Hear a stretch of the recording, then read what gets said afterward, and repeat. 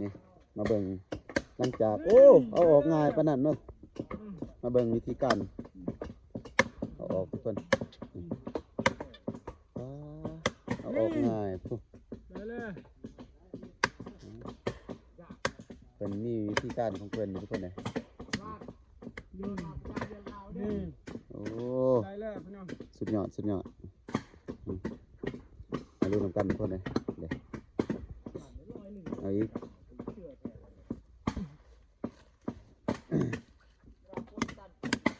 เดี๋ยวเพิ่นยังบักอีกเท่านึงทุกคนเดี๋ยวนี่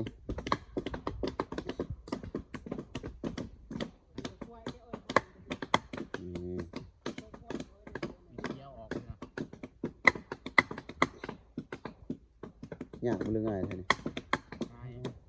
มันแล้วแต่กรณีนะครับมันได้เปลือกมันติดกับอันนั้นหมอกมัน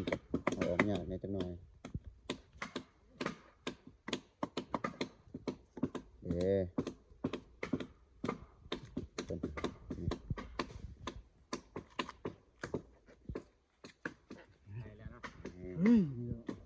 พันจอยเพิ่นก็ได้ละ